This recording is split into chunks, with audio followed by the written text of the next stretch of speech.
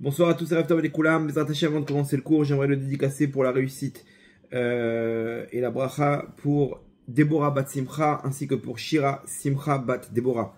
Avant de commencer, juste une petite annonce.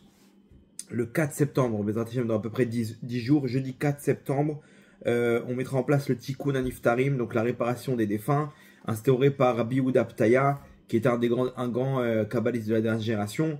Il s'agit de réunir 10 bachurim, 10 étudiants en Torah. C'est toute une après-midi avec la lecture de Teilim, les akafot autour du Sefer Torah avec le chauffard. Et là-bas, on fait une demande pour faire descendre une lumière spéciale pour compléter la lumière des défunts à cause d'actions qui n'ont pas été faites dans ce monde, ou des avérotes pour réparer des avérotes, etc. Et généralement, on le fait 2 fois dans l'année. On le fait avant Pessah, où là-bas, les Neshamot, elles montent de niveau. Donc, c'est bien aussi de leur donner de la force. Et avant Rosh Hashanah, comme on va le faire maintenant, pour pouvoir aussi, pareil, à Rosh Hashanah, il y a le jugement. Et toute la création, elle est jugée. Même les morts. Et de là, on va voir s'ils montent de niveau ou pas. Donc, quand on leur donne des forces, ok, nous, on fait ce qu'il faut en bas pour rajouter des mitzvot, pour ajouter des choses. On peut faire aussi ça pour nos défunts. Et cette année, on a fait ça différemment. On a fait ça en parallèle où tout l'argent, il va dans un Sefer Torah. Sefer Torah, il est écrit au nom de Rabbi Nachman. Et on veut faire en sorte que, en même temps, on donne des forces à Rabbi Nachman. Et en parallèle, il nous aide pour pour que cette lumière elle soit encore plus grande, combinée au Tikkun Aniftarim. Lui-même, il s'occupe des défunts pour leur donner leur Tikkun. C'est une de ses nombreuses spécialités. Et donc comme ça, on a tout gagné. Et en même temps, on a une part dans un Sefer Torah. En dehors de ça, c'est une mitzvah d'écrire un Sefer Torah. Si on est tous reliés, ok, il n'y a pas de problème. Cette lumière, elle peut être divisée à plusieurs. Et on a aussi cette mitzvah de Sefer Torah, même pour les défunts. Ok, donc si vous voulez vous inscrire, il faut m'envoyer les noms sur tovhm26@gmail.com. Tovhm, Tovhm 26@gmail.com. Vous inquiétez pas, j'ai pas pu encore répondre à tout le monde, j'avais pas trop le temps de me poser, mais je vais commencer là dans les prochains jours. Et là-bas, je vous donnerai les éléments à suivre, ce qu'il faut faire après pour la tzedaka. Alors c'est 200 shekels par nom, ok. Et en même temps, on rentre dans le Sefer Torah. J'espère aussi pouvoir faire un pidyon nefesh pour les défunts en parallèle, Bezrat Hashem. Et voilà, donc il nous reste à terminer ce Sefer Torah. On a commencé. Et c'est une occasion que je pense pas qu'il va revenir l'année prochaine, mais en tout cas c'est bien de le faire. Ceux qui l'ont pas encore fait ou ceux qui veulent avoir une deuxième part, je sais pas, ou même les vivants qui veulent avoir une part dans ce Sefer Torah, ils peuvent aussi envoyer une part de tzedaka et leur nom, et on les inscrira aussi dans cette grande aventure. Ok, donc tovhm26@gmail.com. Voilà pour la petite info. Alors le cours de ce soir, un message par rapport à l'actualité. Vous allez voir le petit puzzle sympathique.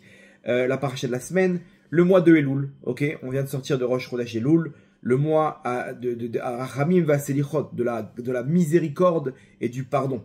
Kadosh Baruch Hu, il nous pardonne. C'est un temps propice pour pouvoir revenir à Hachem, de faire tchouva, la chouva à Hachem, le repentir, comme on traduit en français, et de revenir à Hachem. Comme on dit là-bas, à Meler Bassadé. C'est-à-dire que toute l'année, on doit se rapprocher d'Hachem. Là, le roi, il descend dans le champ. C'est-à-dire que lui, il vient à la rencontre des paysans, entre guillemets, et il vient nous demander de rentrer au palais. Allez, ça y est, mes enfants, c'est terminé. Allez, je veux envoyer la Géoula. Je veux vous rentrer à la maison. La Géoula, bien entendu, elle dépend de la Tchouva. Et bien sûr, donc Hachem, il a devancé toutes les fêtes, ou tout ce qui va se passer dans l'année, par rapport à ce mois de Elul, ou un mois rempli de toute l'abondance, de l'amour d'Hachem qui descend dans ce monde-là. Donc à nous de saisir l'opportunité. Vous allez voir cette fois-ci différemment, parce que des Elul, on en a passé. Et on a fait tchouva, on a fait les slichot, on a fait ce qu'il faut, etc. Et on revient dans la même année. On revient à chaque fois à la fin de l'année, on dit voilà, que l'année se termine avec ses malédictions et qu'elle commence avec ses brachot. Et effectivement, on est sûr, ça y est, je peux plus, une année comme ça, il y a eu trop de galères, trop d'épreuves, ça y est, l'année prochaine, ce sera mieux. Alors quoi, on nous dit ça c'est psychologique en fait, c'est psychologique. On veut que tu te mettes dans une ambiance pour peut-être décrocher des trucs. Mais c'est faux, à la fin, ça revient, l'année, elle revient. C'est encore les mêmes galères, les mêmes épreuves, les mêmes... C'est quoi l'histoire? Alors en fait, on se fait avoir, on se fait arnaquer. Ou peut-être, on ne fait pas tchouva comme il faut, et cette fois-ci, peut-être qu'Hachem, il nous demande un petit changement. Un petit changement, vous allez voir, dans l'actualité, on voit un petit message qui revient, et on va essayer d'analyser ensemble. Accrochez vos ceintures, on va faire un petit tour, vous allez voir, c'est sympathique, et j'espère qu'on pourra emporter avec nous ce message pour le mois de Elul, et pour les fêtes à Baïm Alenu Letova Bezrat Hashem. Dans l'actualité, il y a un message qui revient souvent, ok, et juste avant l'opération finale à Gaza, ok, il nous reste la ville de Gaza avec tous les petits quartiers aux alentours, et ça y est, c'est terminé. Ils sont tous regroupés là-bas, les terroristes. C'est là-bas qu'il y a les otages, et enfin on va terminer le travail. Alors bien entendu, il y a des secrets, on avait déjà expliqué tout ça avec la ville de Gaza, qui est on en parle dans le Tanakh avec Shimshon, qui a déraciné les portes de la ville de Gaza, qui les a ramenées à Hebron. Hebron, c'est le début de la royauté de David Améler, ok. Et donc il y a un rapport que là-bas, quand de la destruction de Gaza commence le début du règne de David. Et le père du rabbi de Lubavitch, le rabbi Levi Yitzhak Schneerson, il ramène dans son livre, là-bas, il faudrait que je retrouve la source, que exactement de la destruction de Gaza commence la construction de la Malchoute de David. Et Hachem, il leur a renforcé le cœur. On était prêt à faire un accord partiel, ok, pour récupérer des otages. Non, d'un coup, ils avaient Macron avec eux, ils avaient le monde derrière ils avaient le vent en poupe. Donc, ils sont chauffés. Et ils ont dit non, on peut demander mieux. Qu'est-ce qu'on est des pigeons, nous? On peut demander mieux. La balle est dans notre camp. On fait ce qu'on veut, ok? Il y a la pression de la gauche là-bas en Israël pour les otages, etc. Ils vont accepter toutes nos conditions. Donc pour l'instant, on veut pas faire d'accord. On vous tiendra au courant, d'accord? Et même Trump, il dit, mais attends, mais c'est pas l'État d'Israël qui dit ne veulent pas. Parce qu'on aurait dit, ah, en fait, c'est vous voulez faire la guerre. Vous voulez faire la guerre et donc vous trouvez des excuses. Non. Trump en personne, avec son envoyé, dit, le Hamas ne veut pas. C'est-à-dire que Trump, il cherche à avoir le prix Nobel de la paix, d'accord? Donc lui, s'il peut avoir encore une médaille dans toutes les guerres qu'il a stoppées, et dire voilà, Gaza c'est moi, j'ai fait la paix là-bas, ok? S'il peut rajouter une médaille, il aurait fait. Il annonce, le Hamas ne veut pas. Pourquoi Chim leur renforce le cœur? Pour qu'on arrive à quoi? Est-ce que Israël mette la pression par la guerre? Et donc on repart de plus belle, et cette fois-ci avec la dernière ville, qui est la ville de Gaza. Vous croyez que c'est un hasard? Akadosh Baruch Hu, il tient le cœur des dirigeants entre ses mains, et malgré que tous les dirigeants du Hamas ils sont fait éliminer, le mec qui revient, il prend l'assurance. Non, rien du tout. Celui qui prend la relève, il va pas se dire, ah bon, allez, moi je vais pas faire la même erreur que les autres. Il repart dans la même erreur. Vous comprenez que c'est Mina Shamaim pour on termine jusqu'au bout par rapport au travail spirituel qu'il y a à faire là-bas. Ceux qui ont vu les derniers cours, ils savent de quoi on parle. Les Nitzotzot, etc. Et pour le début de la Géoula, on est en plein dedans en fait. On est en plein dedans. D'accord. Donc maintenant, il y a de là un message qui revient. On nous ramène tout le temps, Netanyahou, chaque discours il ramène, l'objectif principal d'Israël, c'est ce qu'on appelle Nitzachon HaMuchlat, la victoire totale. Ça revient tout le temps que le but, c'est la victoire totale, absolue. La victoire absolue, complète, je sais pas comment vous pouvez traduire ça, ça s'appelle en hébreu Nitzachon HaMuchlat. Il le ramène tout le temps, c'est-à-dire que c'est pas une victoire partielle, où on va partir de Gaza, et bon, il reste à Gaza plein de terroristes, ils vont se remettre en truc, ils vont recreuser des tunnels, et un jour ou l'autre, ok, on va se réveiller un matin, avec un deuxième 7 octobre. C'est le plan logique, ils vont pas rester là-bas. On te dit non, ça y est, on veut plus de tout ça. L'objectif, c'est Nitzachon HaMuchlat, la victoire absolue, totale. Et ça revient tout le temps et tout le temps. Ça, c'est ce qu'on voit. Et donc, maintenant, juste avant le début de l'opération, on te dit la même chose. On te dit, Nitzachon HaMuchlat, on va aller jusqu'au bout, on prépare les plans, etc. Bien qu'entre parenthèses, j'imagine qu'ils veulent attaquer l'Iran, mais qu'ils font tous ces préparatifs sous couverture que c'est pour Gaza. Mais en fait, derrière, vous allez voir que ça risque d'exploser là où on s'y attend pas. Bref, en tout cas, ici, vous voyez qu'il y a un message qui revient souvent. Ça y est, stop. On va laisser des nids de terroristes se redévelopper. C'est comme un virus. Il y a un virus, tu l'as laissé, il va se redévelopper. Donc qu'est-ce qu'on fait? On va mettre nos citoyens en péril. Alors on va jusqu'au bout. On va jusqu'au bout, ça tombe bien, ils veulent pas faire d'accord. Ok, c'est bon, alors on y va. Et Trump lui-même, il a donné l'accord, feu vert, vous pouvez y aller, faites ça rapidement. Ok, tout le monde est fatigué de cette guerre. Allez, on termine le travail. Ok, ça c'est l'histoire du côté israélien, ce qui se passe actuellement. De l'autre côté, il y a un phénomène incroyable. Ok, je suis arrivé à conclusion là récemment. Alors mes cours ils sont adorés par le grand public. Ok, quand je dis le grand public, c'est pas forcément ceux qui veulent regarder ce cours-là, mais ça tourne dans les groupes pro-palestiniens, les machins, les trucs. Souvent j'ai des gens qui m'envoient des mails, ils disent, ah tes cours ils ont tourné là-bas, ils ont fait je sais pas combien de centaines de milliers de vues sur telle influenceuse pro-palestinienne et ces machins. Ça tourne comme ça, des petites paroles, etc. Ils aiment bien, ok. Et des fois dans les commentaires, pareil, il y a des mots d'amour sympathiques, ok. Moi j'aime bien parce que j'analyse les comportements. Et de la façon par rapport à la réaction d'une personne, on peut comprendre en analysant qu'est-ce qui se passe à l'intérieur. Qu'est-ce qui se passe à l'intérieur de lui.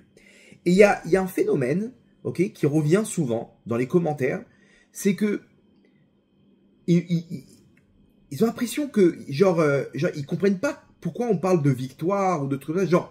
Genre il y a un commentaire, c'était genre arrêtez, vous êtes fait éclater par l'Iran. La preuve, c'est que c'est Trump qui a attaqué. C'est-à-dire, puisque Trump, il a attaqué à la fin de la guerre contre l'Iran, là, les 12 jours, ça veut dire, c'est la preuve que Netanyahou ne savait plus quoi faire. Ok? Il était en désarroi total et qu'il a dû faire appel aux États-Unis pour terminer le travail parce qu'il tremblait de peur de la suite des événements. Ok? Et là-bas, il y a des vidéos, les mecs qui te mettent des titres genre ce qu'on vous dira jamais sur ce qui s'est réellement passé entre Israël et l'Iran, et on voit Netanyahou là-bas avec les mains, ils font des mises en scène, etc. Et genre en gros, vous êtes fait défoncer, vous êtes fait massacrer, vous avez pleuré, vous avez appelé à l'aide à l'oncle Sam, parce que vous savez pas vous battre, vous êtes fait éclater. Ok, maintenant, 2 secondes, j'ai pas compris. Ils leur ont fait une surprise incroyable, ils leur ont éclaté tout le haut commandement là-bas iranien, tous les généraux, tous les trucs, etc. Plus de défense aérienne, plus de centrales nucléaires. Imaginez-vous, les centrales nucléaires, c'est des milliards de dollars qui ont été investis. Plus rien, tout a été dévasté. La moitié des rampes de lancement, elles ont sauté. Ils peuvent plus fabriquer de missiles parce que tous les ponts là-bas d'usines de fabrication là-bas d'essence, machin, tous ces trucs-là pour fabriquer des missiles balistiques, ils ont tous été rasés. Il leur reste la moitié des missiles balistiques, où chaque missile balistique c'est des millions de dollars, Ils ont été éclatés, ok. L'Iran, il savait plus quoi faire. Mais non, puisque vous avez compris l'histoire, c'est bizarre. Il y a un commentaire aussi, c'est la preuve que Allah existe, c'est le 7 octobre. Ça, je me suis dit, attends 2 secondes. Le mec, il est en plein délire. C'est-à-dire que il est sur une seule phase de l'histoire, ok. C'est-à-dire depuis la création de l'État d'Israël, il y a eu des guerres. Il s'arrête là sur un truc et il se dit, voilà. Vous êtes fait éclater. C'est la preuve, parce que regarde, comme vous êtes fait éclater, donc c'est la preuve que Allah, il est avec nous. Parce que, attends, mais 2 secondes, t'es pas au courant de l'histoire là avant? Tu sais, il y a eu des guerres avant. Ils avaient perdu Jérusalem dans la guerre des 6 jours. Il y a eu la guerre de Kippour aussi. Ils sont tous réunis pour faire une surprise comme ça. Et puis finalement, c'est retourné contre eux. Ils ont tout perdu. Le Sinaï, je sais pas, il y a eu des trucs. Et puis même si alors ok, peut-être qu'il est né après tous ces événements-là et qu'il n'a pas ouvert le livre d'histoire. Pourquoi? Parce que, je sais pas, hein, j'essaie de comprendre le raisonnement. Parce que peut-être qu'il vit dans un pays du tiers-monde où là-bas on lui a pas montré la vraie histoire. Ok, tout simplement comme à Gaza, on n'ouvre pas les manuels, dans les manuels là-bas, on va pas tout raconter d'histoire. Très bien. Peut-être que il peut comparer avec ce qui se passe actuellement. Je sais pas, il y avait 7 fronts. 7 fronts avant le 7 octobre contre Israël. Il y avait le Yémen, il y avait l'Iran, il y avait la Syrie, il y avait le Liban, il y avait la Judée-Samarie, il y avait le Gaza et il y avait l'Irak. Ok, sur les 7 fronts, il y a eu une victoire du 7 octobre, d'accord? Un front qui a gagné, surprise, super, très bien. Derrière, l'Iran, ils sont fait éclater. La Syrie, ils ont sauté. Le Hezbollah, ils ont sauté. Je sais pas, comment t'as réagi quand t'as eu l'histoire des beepers là-bas? C'est quoi ta réaction? T'es resté indifférent? Je sais pas, j'essaie de comprendre. Peut-être que t'es pas au courant. Le Yémen, non, Une fois par semaine, ils vous envoient un missile, et à cause de ça, ils vous mettent KO le pays pendant 20 minutes. Ok. Donc voilà la victoire du Yémen contre vous. Vous pouvez rien contre. D'accord, bon, ok, si tu veux. L'Irak, ils ont disparu. Ok, ils étaient là, ils étaient chauds, il y avait des milices là-bas. Ils ont levé les bras. Hamas, bon, le mec, c'est à quoi? C'est le mec qui va se retrouver en Indonésie, exilé. Il va être là en train de refeuilleter les vidéos du 7 octobre, mais il a perdu sa famille, sa maison, son. Non, on est en pleine victoire. Vous comprenez l'histoire? Et c'est bizarre. La Judée-Samarie, là-bas, c'est tous les camps de réfugiés où il y a des nids terroristes ils sont fait démanteler. J'essaie de comprendre c'est quoi la logique. Alors, quatre possibilités. Quatre possibilités, à vous de cocher la bonne. Ou qu'ils n'ont pas la bonne information. C'est-à-dire que le mec, il a regardé la télévision, les infos en Iran, et on lui a pas montré les infos. Genre, il y a une propagande là-bas, on essaye de limiter là-bas les images, on raconte que ce que le régime iranien des ayatollahs veulent montrer. Donc lui, il était branché là-bas, il était sûr d'avoir un dossier en or, un gros potin, et il vient, il fait une vidéo, on vous donnera jamais ces informations. Non, de base, toi, tu t'es fait avoir parce que tu n'étais pas branché sur le bon truc. Donc, ou qu'ils n'ont pas les bonnes informations, ils sont dans leur réseau entre eux, ils n'ont pas toute l'information, on leur montre que le bon côté, ou qu'ils n'ont aucun sens de l'analyse. 2 secondes, il y a une victoire là. Quand il y a un match de foot et qu'il y a 7-1, ok, toi t'as marqué un but, mais c'est la victoire, c'est à la fin. Celui qui a le plus de points, il a gagné. C'est-à-dire que oui, il y a eu une victoire là sur une bataille, mais à la fin, viens on voit à la fin qu'est-ce qui s'est passé, et là on juge qui a gagné. On peut pas s'arrêter à un point comme ça, il y a 1-0 et dire ça y est, on a gagné le match. Non, viens, on va jusqu'aux 90 minutes. Et là, on voit à la fin. Hein. Il y a eu 1-0, après il y a eu 7-1. Donc, la victoire, elle est là-bas. Il faut comprendre le sens de la vie. Ou, troisièmement, que c'est ça pour eux la victoire. La victoire, c'est quoi? C'est que c'est tellement des losers que pour eux, même si on a réussi à donner une patate, un petit coup de poing, ça marche, c'est bon. C'est-à-dire quoi? Je vous donne un exemple. La Coupe de France, il y a le Paris Saint-Germain contre le FC Saint-Jean-de-Mont. Un petit club comme ça, mais perdu de CFA2, je sais pas comment ça s'appelle les trucs. Et ils sont face au PSG, au Parc des Princes. Et ils viennent mettre 1-0. Boum! Waouh! Imaginez-vous la folie. Pour eux, attends, on a transpercé la défense parisienne, on les a menés, on a 1-0. Après, ils ont perdu 7-1. Maintenant, pour eux, pour un petit club comme ça, où le mec, c'est un avocat, et le dimanche, il joue au foot, et il se retrouve au Parc des Princes en train de mettre une reprise de volée à un corner. C'est une victoire. On s'en fiche de perdre 7-1. Pour nous, tu comprends pas, on est des amateurs. On est des amateurs. Pour nous, ça nous suffit, c'est bon. C'est ça la victoire pour nous. Et ils sont là dans le vestiaire, en train, avec les... Ouais. Mais t'as perdu 7-1. Donc, non, c'est nous, c'est bon. Je crois qu'on pensait gagner la Coupe de France. On n'était pas là-bas dans cette victoire. Nous, c'est ça, la victoire. C'est d'avoir pu faire un kiff au Parc des Princes et d'avoir mis un but. Alors là, c'est l'apothéose. Vous comprenez? Ou quatrième, tout ça en même temps. Les 3 premiers, tout est bon. Toutes les réponses sont bonnes. Vous connaissez ces trucs? C'est-à-dire qu'en fait, ils ont pas les bonnes informations et ils n'ont pas le sens d'analyse. Et en plus, pour eux, c'est ça leur victoire. Leur victoire, c'est pas de gagner, d'avoir une victoire absolue. C'est-à-dire que d'un côté, nous, on nous parle de victoire absolue, de victoire totale, et de l'autre côté, on nous parle... Non, mais non, c'est nous. Nous, on se contente du minimum. Ça nous suffit. Tu vois, des otages, des vidéos comme ça, c'est bon. On va s'arranger avec ça. On va les faire tourner en boucle, etc.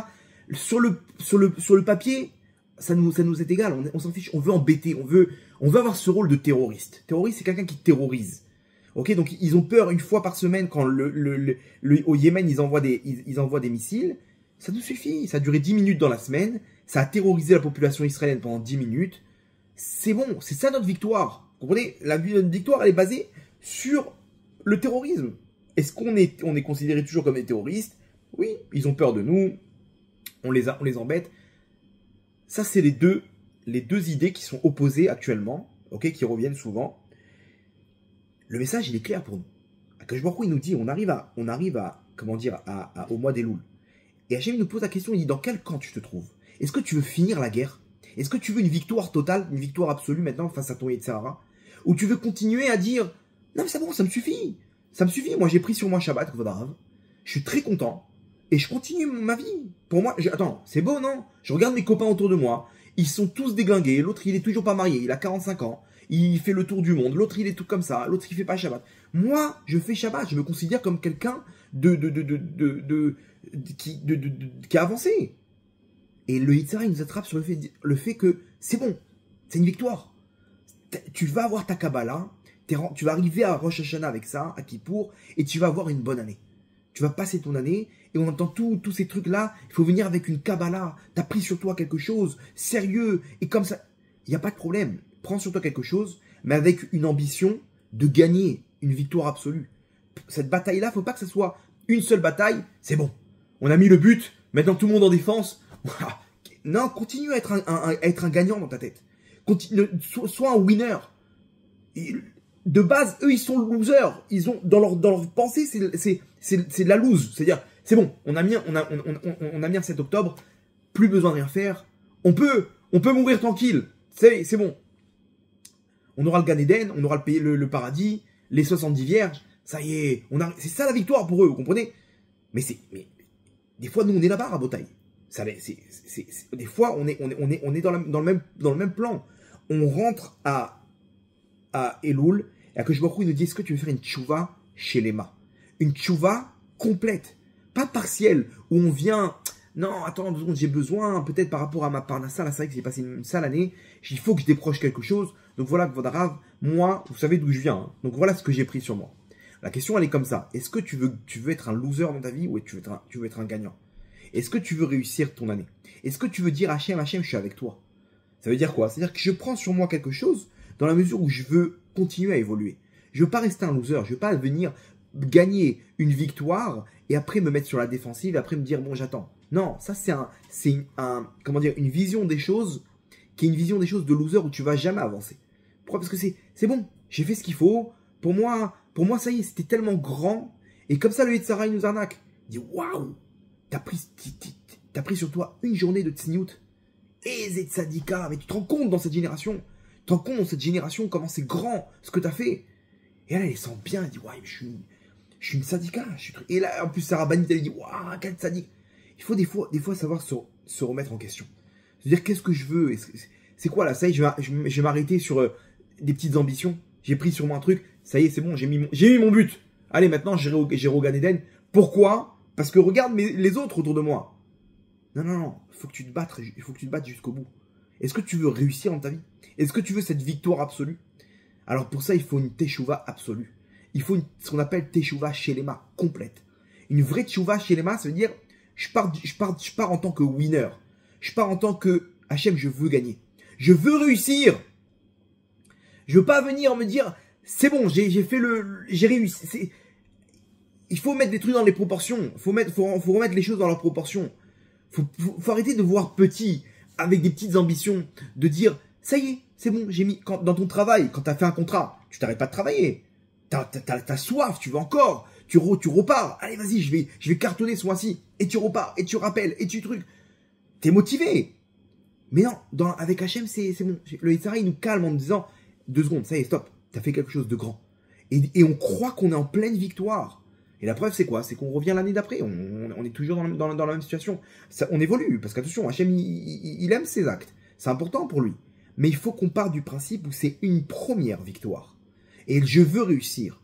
C'est un switch qu'on doit faire dans notre tête. Je veux réussir dans ma vie. Je veux être avec toi, Hachem. J'ai aucune idée comment ça marche. Je sais pas comment, mais voilà. Moi, je pars du principe où ce qui va m'arrêter, ma limite, c'est le ciel. J'ai pas de limite. J'ai pas de, moi je pense que si j'arrive à tel et tel objectif, je pense que c'est bon. C'est-à-dire quoi? C'est-à-dire voilà, Shabbat, les fêtes, Tefillin, voilà. Si, des fois j'entends des gens quand ils parlent comme ça de ce qu'ils cherchent comme conjoint, c'est pour moi, voilà, comme ça, 1, 2, 3, je demande pas plus. Mais pourquoi tu mets des limites? Pourquoi tu mets des limites? Moi je veux quelqu'un à mon niveau, d'accord, mais j'ai pas de limite. Si je peux, j'irai jusqu'au maximum de ce qu'Hachem attend de moi. Mais quand on se fixe une limite, alors on est là-bas. Vous comprenez? C'est là-bas qu'on est. Psychologiquement, vous comprenez que c'est logique. Psychologiquement, dans l'analyse. Donc, Baruch Hashem, Kachem, il a mis que nos ennemis, ils sont là-bas. Psychologiquement, il faut décrocher le paradis. Donc, c'est bon, je suis shahid, pas besoin de faire plus. S'ils avaient cette mentalité d'aller jusqu'au bout, on n'aurait pas été là, à Rabotai. On n'aurait pas été là. Vous comprenez? Donc, heureusement qu'ils ont. Mais nous, on doit pas apprendre de ça. Nous, on doit arriver avec une mentalité de faire encore plus. Et encore plus. Et les gens, ils peuvent se dépasser, Rabotai. Ils peuvent se dépasser. Comment? Dans la mesure où ils savent que, attends, mais je vais pas m'arrêter. S'il y a le feu dans l'appartement et que le mec, il y a tous ces gosses là-bas, il va pas dire, bon, j'en ai sauvé un, ça va, c'est déjà bon. Non, il va reprendre ses forces, il va continuer. Vous comprenez? Ça, c'est le message qu'on va analyser ce soir. La question de savoir comment faire. Vous avez vu dans l'actualité, les deux, où est-ce qu'on se place? Est-ce qu'on veut ce Nitzachon Amuchlat, cette victoire totale, ok? Et pour ça, il faut faire une tchouva complète. Tchouva, ce qu'on appelle Shelema. Où est-ce qu'on veut se suffire de ce qu'on a? C'est bon. Petit truc, une petite Kabbalah, ça nous suffit. Et on prend tous ces cours des rabbinim qui parlent de Kabbalah, de faire un petit effort comme l'objectif. Et ça, c'est l'erreur. C'est pas un objectif. C'est je commence avec ça. Et j'espère continuer. Mais j'ai pas de limite. La limite, c'est Hachem. Je sais pas comment. Et ces gens-là, c'est ceux qui réussissent. Quand tu te fixes un petit objectif, ouais, gagner 2000 euros, 3000 euros, je serai content. T'avanceras jamais. Il y a des gens, ils n'ont pas d'objectif, ils deviennent milliardaires. Vous comprenez? Donc ça, c'est le cours de ce soir. Vous allez voir, on va analyser ensemble. Et vous allez voir que si on y arrive, alors là, on arrive à la fin, c'est la Géoula chez les mains. La délivrance totale. Pas une délivrance partielle. Parce que tu fais une tchouva partielle, tu vas recevoir un petit cadeau. Mais tu veux pas sortir de la situation dans laquelle tu es maintenant. Tu veux rester ici, mais juste faire descendre une petite lumière. Non. Faut comprendre qu'on peut sortir de notre situation, de nos épreuves. On peut arriver à notre Géoula chez les mains. Mais pour ça, il faut commencer avec la tchouva chez les mains. Vous allez voir, on va prendre comment le faire. Petite idée sympathique.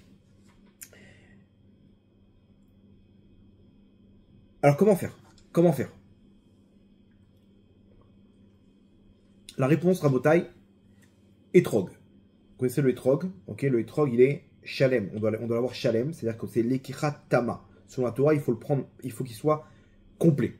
Ok, complet, ça veut dire quoi? C'est-à-dire que s'il y a un petit pet dans le Etrog, il n'est pas caché. Le Etrog, il n'est pas bon.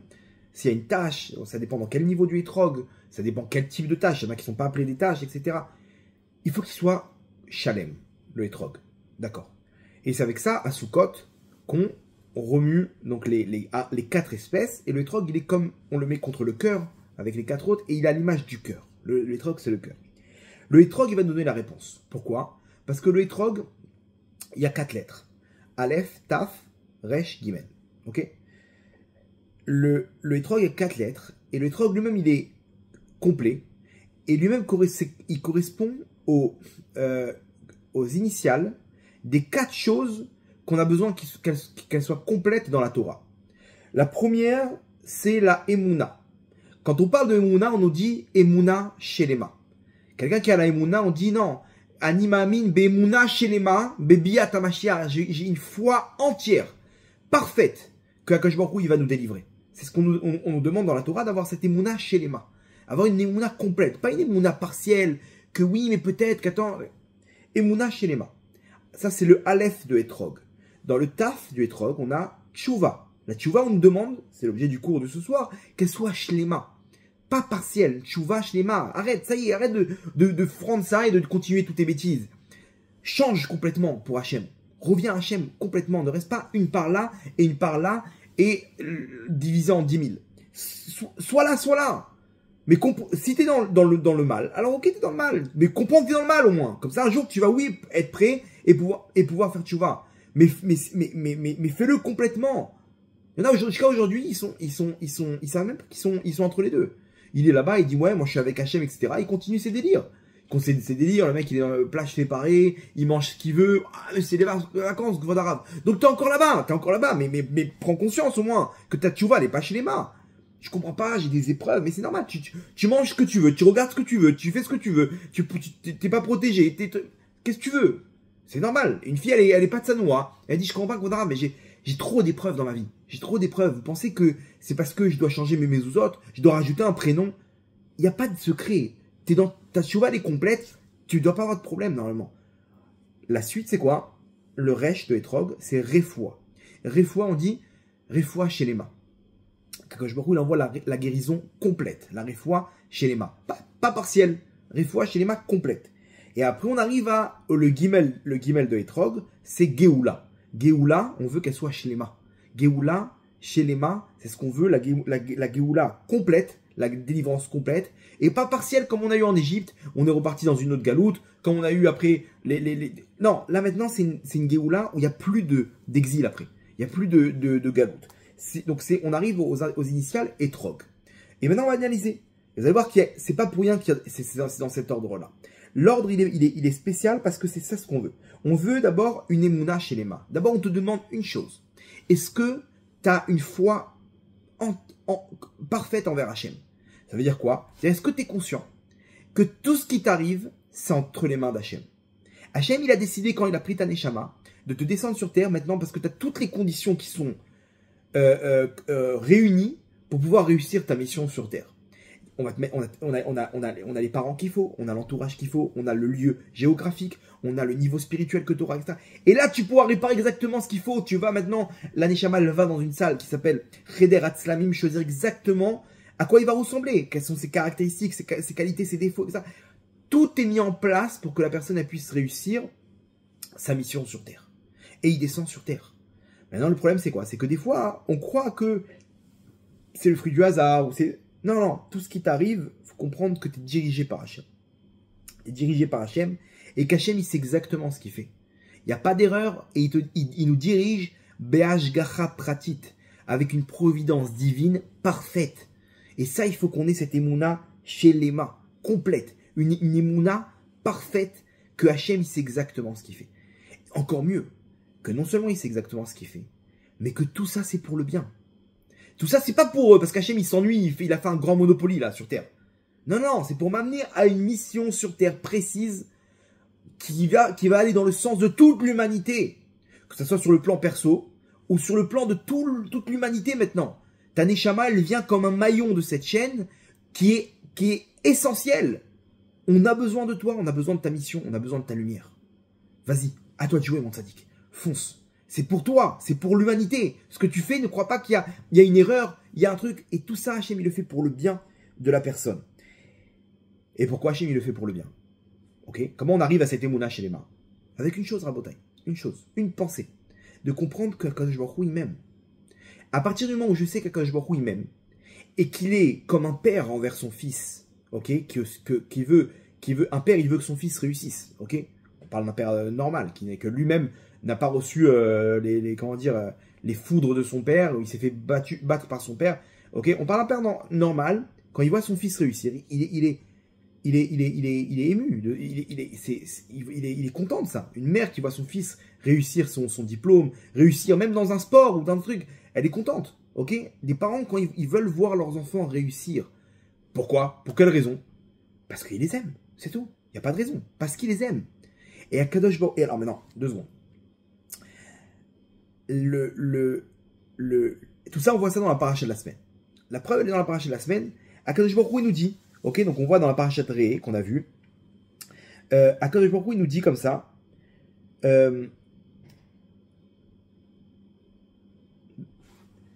donc on est dans le Pérec, donc Deutéronome, Dvarim, Pérec, chapitre Yudalet 14, le premier Pérec, le premier verset, Hachem il commence avec une chose. Banim atem l'Hachem Elokechem. Vous êtes des enfants pour Hachem votre Dieu. Hachem il nous dit une chose. Il nous dit vous êtes mes enfants. Ça veut dire quoi? C'est je veux pas que vous ayez une relation que d'un roi. Ne m'adressez pas la parole. La version qu'avaient avant les polythéistes de l'époque.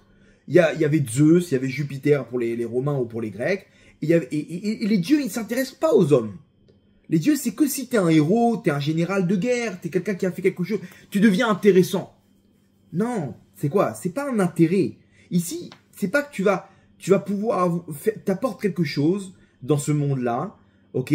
T'as une influence qui commence à grandir de plus en plus, donc les dieux ils commencent à s'intéresser à toi. Non, pas du tout. Chacun d'entre nous, Hachem les a choisis et il nous dit, je vais banim atem Hachem Elokechem. Et il y a des dizaines de psukim, mais là c'est dans la paracha de la semaine, Rabotai. Akadosh Baruch Hu il nous dit, je vous aime et je veux que vous, et je veux qu'on ait cette relation de père-fils. Je veux vous voir réussir. Et quand je vous envoie sur terre, c'est avec cette même pensée que je veux votre réussite et je veux que ce soit, que ce que vous allez avoir, c'est pour votre bien. Alors attention, des fois c'est compliqué. Mon père, il m'a confisqué ça, il m'a empêché de sortir avec mes copains, mais parce que c'est pour ton bien. Pareil, il y a des choses que j'ai pas reçues dans ce monde-là. J'ai prié, j'ai demandé, pourquoi tu me donnes pas, Hachem, si tu m'aimes comme un père? Parce que c'est pas pour toi. C'est pas bon pour toi. Tout ce que t'as maintenant, c'est la meilleure des choses pour toi. Oui, mais j'aurais voulu réussir, j'aurais pu m'enrichir, on me doit des dettes, et avec cet argent, tu sais très bien ce que j'aurais fait. Tu crois que tu aurais fait des bonnes choses avec cet argent, mais c'est pas le moment. Et la preuve, c'est quoi? C'est qu'il y a 2 ans, regarde ce que tu aurais fait avec cet argent. Maintenant, tu vois que tu as évolué. Il y a 2 ans, tu aurais investi. Là, maintenant, tu commences à parler de faire d'autres choses. Parce qu'entre-temps, tu as évolué. Et bien, sache que dans 2 mois, quand je vais t'envoyer la délivrance, tu vas arriver à une autre conclusion. Et là, c'est intéressant pour moi de te donner cette chose-là. Parce que ce que je recherche, c'est ton bien, mon tzaddik. Ce que je recherche, c'est ton bien, ma tzadika. Ma fille. Ça, c'est l'histoire. C'est un amour, attention, qui est éternel. Un amour qui tient la route. C'est pas un amour qui dépend de quoi que ce soit. C'est un amour qui dépend pas de nos actes. Lorsqu'un fils, il échoue, son père ne va pas le détester. Il va avoir de la peine. Mais il va pas le détester. C'est ce qu'on appelle dans la Torah, Ava chez Enatluya Badavar. Dans les Pirkei Avot, on nous dit comme ça. C'est quoi une Ava? Il y a 2 types d'amour. Il y a Ava, Kol Ava chez Tluya Badavar, l'amour qui dépend d'une chose. Ok? Le mec, il tombe amoureux d'une fille. Mais alors, pourquoi il tombe amoureux? Parce qu'elle est hyper belle. C'est exactement son style. Et comme ça, et on a rigolé. Elle était là pour moi quand j'avais besoin. Et il s'est marié. Maintenant, entre-temps, elle est tombée enceinte. Et là, maintenant, elle a perdu sa beauté. Elle a pris du poids et machin, et les hormones. Et elle devient un peu, comment dire, un peu agressive parce que truc, les nausées, les machins. Donc lui, il amène en vacances. Je comprends pas, mais pourquoi tu fais que de râler? Je comprends pas. Pourquoi tu m'embrasses plus comme à l'époque quand on était ado? Putain, mais 2 secondes, tu sais pas que je suis pas bien là. Qu'est-ce qui t'arrive? Le mec, il est exigeant. Il dit mais je comprends pas. Et là, le test, il est que si jamais il continue à l'aimer, il est là, ma chérie, comment ça va? Vas-y, je vais t'aider. C'est que c'est un amour qui dépendait pas de sa beauté. Mais si maintenant elle a perdu la beauté et qu'il aime plus, il dit j'en ai marre, machin, il est complètement. C'est-à-dire que de base, tout l'amour qu'il a construit, c'était par rapport à l'enveloppe corporelle. Donc on te dit, Kol Ahava sheitluya badavar, tout amour qui dépend d'une chose. Alors batel davar, cette chose-là, elle s'annule. Betela hava, l'amour aussi s'annule. Ok? Puisque c'est sur ça qu'on a construit. C'est ça qui me permettait d'aimer la chose. Cette chose-là n'existe plus. Mais j'ai plus d'amour pour cette chose-là. Ok. Veshina kluya badavar, l'amour qui ne dépend pas d'une chose. Ena betela leolam, c'est un amour qui ne peut pas être annulé à jamais, à l'éternité. Pourquoi? Parce que moi je t'aime gratuitement. Ça dépend pas de quelque chose. C'est un amour qui est éternel. Comme on nous dit là-bas, l'amour de David et Jonathan, c'est un amour qui est éternel. C'est-à-dire que moi, je t'aime parce que... Il n'y a pas de parce que. Point. Donc, s'il y a une chose qui est moins intéressante, cet amour-là, il va rester dans tous les cas. Vous comprenez? Maintenant, je pose la question. Est-ce que l'amour qu'Hachem il a pour nous, il dépend de quelque chose? Parce que tu vas me dire quoi? Attention. Je te vois venir là, mon coco. Tu vas me dire quoi? Hachem il t'aime. Et qui te dit qu'Hachem il t'aime et l'amour qui est chez Naklouya Badavar, qui dépend pas d'une chose. Peut-être qu'Hachem il t'a choisi, ok? Bon, déjà vous avez la réponse. Il nous dit je veux banni matem Hachem Elokechem. Vous êtes des enfants pour moi. C'est-à-dire que c'est quoi? Un père, d'après vous, c'est quoi? C'est un amour qui dépend de quelque chose? Non. Généralement, c'est Enaklouya Badavar, ok?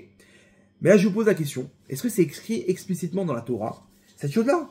Que Hachem il nous aime, il y a plusieurs psukim où Hachem il nous dit qu'il nous aime. Mais là peut-être que ça peut, il y a eu une je vous aime parce que il nous dit des fois, si vous écoutez mes préceptes, voilà ce que vous pouvez recevoir. Il nous donne le système, mais il nous parle pas d'amour. Il nous dit le système. Il y a un système, il y a des règles que j'ai mis en place. Voilà comment ça marche. Oui, mais si j'ai pas respecté le système, ton amour, comment il est? Ah, ça c'est un autre dossier. L'amour que j'ai, Enaklouya Badavar pour vous. Il dépend pas d'une chose. Et à Rabotai, c'est écrit explicitement. Donc on est toujours dans Dvarim, Deutéronome, Perek Chet, le 8e chapitre, le 7e verset. Et là, on nous dit comme ça, juste avant, on nous dit, Kiam Kadosh Ata, parce que tu as un peuple saint, etc. Hachem, il t'a choisi, Liotlo Leam Segula, pour être un peuple précieux, Mikol Amim, de tous les peuples Asher Alpene à Adama. Et là, Hachem nous dit, attention, Lomeru Bechem Mikol Amim Chashak Hachem. C'est-à-dire quoi? Oh, tu nous as choisi parmi tous les peuples. Pourquoi? Il y a quelque chose qui t'a intéressé chez nous? Hachem dit, non, pas parce que vous êtes les plus nombreux. C'est-à-dire quoi? Pas par une qualité quelconque. Ok? Que là, à l'époque, on aurait dit quoi? Hachem, s'il va choisir un peuple, il va choisir un peuple fort et nombreux. Non, aucun rapport. Qui a thème à Mehat Mikol Amim, vous êtes le plus petit des peuples.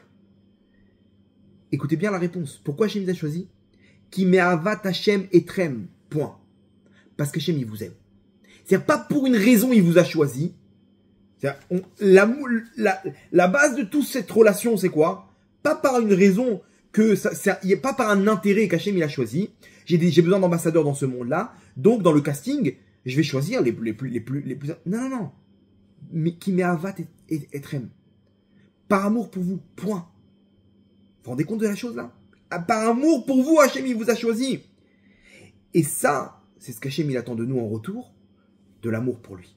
Et cet amour-là, il se distingue par une épreuve, par un test, où qu'est-ce qui va me faire remporter l'épreuve, réussir l'épreuve? C'est Maïmouna Shelema. Maïmouna Shelema, elle doit venir avec une source de 2 secondes. Hachem, il veut mon bien. Hachem, c'est mon père, il veut le bien de ses enfants. Je suis tombé, Hachem, ça n'a pas de rapport. Moi, je sais que tu m'aimes et je sais que tu veux que je me rapproche de toi. Il y a un obstacle, je vais me lever et je vais réussir cet obstacle. Mais cet obstacle-là, c'est pas parce que tu me repousses, c'est pas parce que tu en as marre de moi. C'est parce que tu veux que je le surmonte. Donc, tel un cheval comme ça, je galope dans les tags. Et cet obstacle-là, c'est quoi ça? Un moment d'obscurité. Il n'y a pas de question à voir à ce moment-là. Il n'y a aucune question à voir. Akadosh Baruch Hu, il nous aime. Et Akadosh Baruch Hu, il veut notre bien.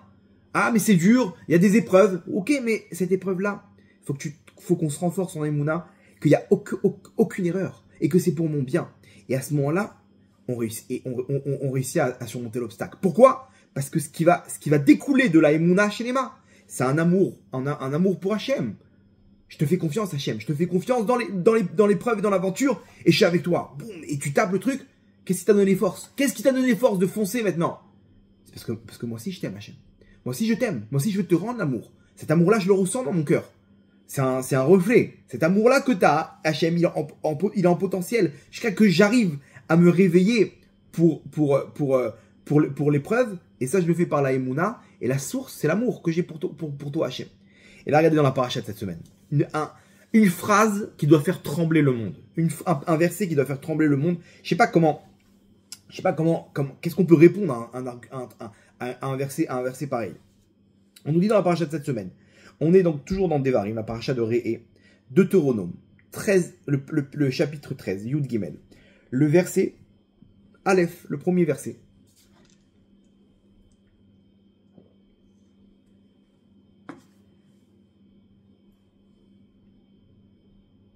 On nous dit une chose comme ça. Et kol adavar asher anochim zavetrem. Ok.